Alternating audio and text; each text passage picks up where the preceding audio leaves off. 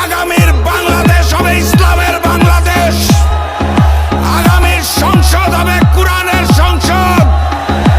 ওখানে আল্লাহ ব্যতীত আমরা আর কোনো প্রভু মেনে নেব না। ওখানে হিন্দুস্তানের হিন্দুত্ববাদকে মেনে নেব না। ওখানে কসাই নরেন্দ্র মোদীর পরিকল্পনা মেনে নেব না।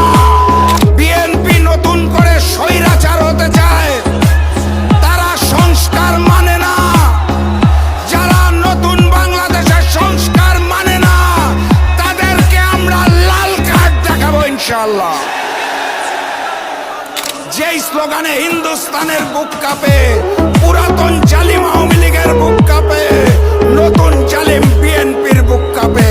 স্লোগান ধরুন, নারায়ে তাকবীর, নারায়ে তাকবীর, নারায়ে তাকবীর।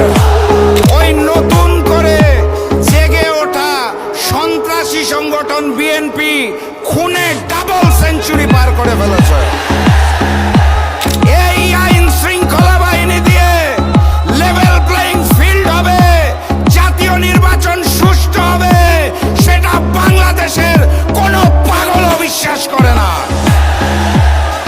বাংলার জনগণ জানিয়ে দিয়েছে, বাংলার মাটিতে হিন্দুস্তানের আধিপত্যবাদ এবং আগ্রাসন চলবে না ইনশাআল্লাহ।